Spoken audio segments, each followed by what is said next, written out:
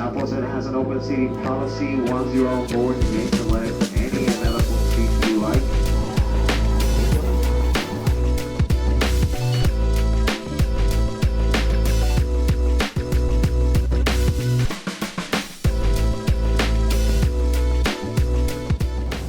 Well, as you can see, we are on the road. My thumbnail was not clickbait. I am leaving. I left Houston for the beautiful state. I'm right now in Tennessee, on our way to Kentucky, where I went to high school and college. I lived 8 years of my life in the state of Kentucky. Well, we're going up there, taking a three-night weekend kind of trip. You see my son Trey back there. Say hello, Trey. So he hasn't been up here for many years, since he was about 1 year old, before my father passed away in 2015. So I'm coming back. I haven't seen my brother in a while. He's been down to Texas to see me, but I'm gonna come up here to see him before the Thanksgiving week begins. And we're gonna spend some time in Kentucky. So I've left the flat part of Houston for the hills of Kentucky, and we'll take you around. I'm going to show you some of the area where I grew up, where I went to high school, where I went to college. So it's going to be a fun little trip. I'm going to show Trey around. He's never been to, or he has been there, but he doesn't remember it. So it should be a fun little trip, and I hope to show you all kinds of things. So thanks so much for watching, and let's go. And we're not off to a great start. It's taken us off the highway, a little detour. I believe there was a wreck somewhere, and it's going to take us about 2 hours to get to our destination where we're going to sleep tonight. And I'll see you when we get there. Well, we made it to Kentucky. We're taking a quick pit stop. Yes, they have Buc-ee's in Kentucky now. So we're almost to our final destination, but we had to make a quick pit stop. All right, so after the 2-hour ride from Nashville, the stop at Buc-ee's, you always have to stop at Buc-ee's if there's one around. We are here in Kentucky. We found our hotel room. We're going to be here for the next 2 nights. And like I said, over the next 2 days, I'm going to show you where I went to high school, where I went to college. And I really want to show Trey because, as I mentioned, he was just about 1 year old the last time he was in Kentucky. Knows nothing about it. Knows nothing about where I went to high school and college at. So I'm going to show him all those things, kind of show him Kentucky and the Tennessee area as well. So we'll see you again tomorrow. Okay, so we're on the road again. Trey's in the back. We are driving in Casey County, Kentucky. We are in, I guess, South Central Kentucky, you'd call it. And I'm taking Trey. I wanted to show him where I went to high school, where I went to college. That'll be tomorrow. So let me give you a little background of how I got to Kentucky. In the mid-'70s, my parents got divorced. I came up here to live with my dad, with my younger brother, who's 9 years younger. It was in summer of 1976 we came to Kentucky. I was living in Florida at the time, Jacksonville, Florida. It was a huge culture shock just because Jacksonville was very populated, and we moved here to Kentucky for my dad's work. And it's a really small town, Casey County, and the town is going to be Liberty. I'll show you Liberty when we get there. So we came up here in the mid-'70s. My younger brother was, like I said, 9 years younger, and he was either in kindergarten or so. It was going to be my freshman year in high school, and I'm going to take you there in just a little bit. All right, so here we go. We are coming up on the small town of Liberty, Kentucky. And back in my day, I don't know how it is now. I think we had 2 stoplights in the whole town, so we're about to see how it is now.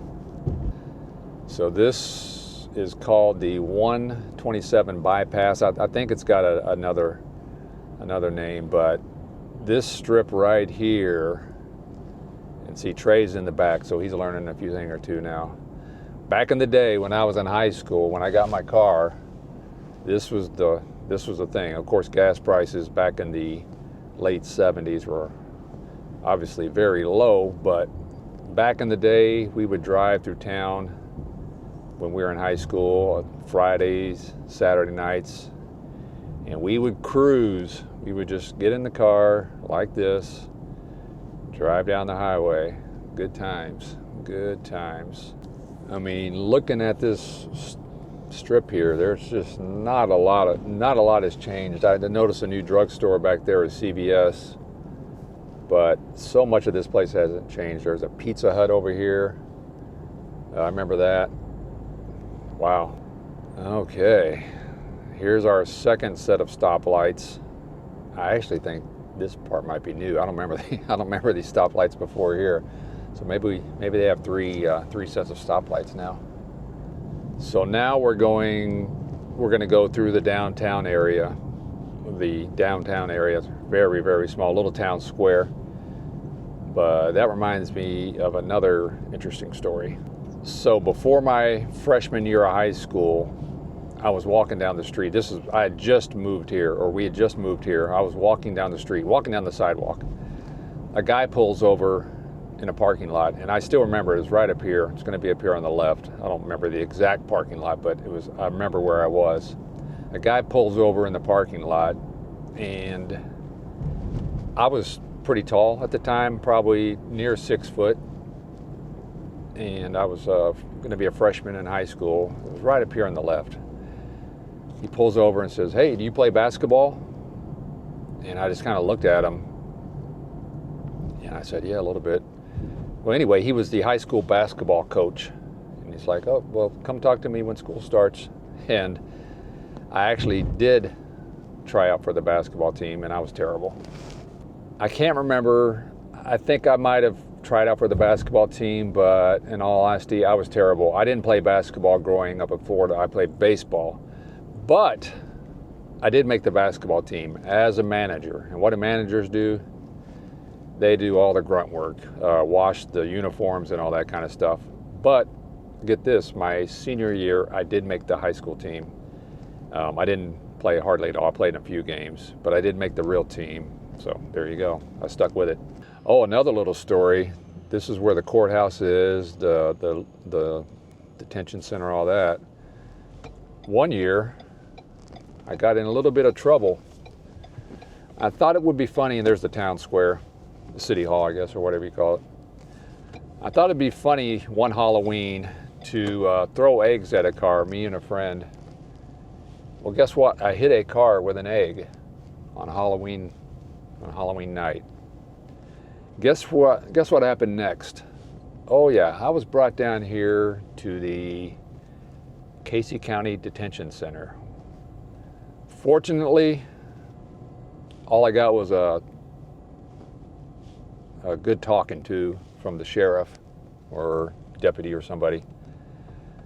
Scared me, of course, as it should have, and he said, "Hey, if there's any damage to the car, you got to pay for it or wash it or whatever." And I can't remember what happened after that, but no damage to the car, and I learned my lesson. I stayed a good person after that. So there's a sheriff in front of us now, so I got to be careful here. Bringing back some memories. I don't know. I doubt it's the same guy, but just in case. I've been a good boy since then.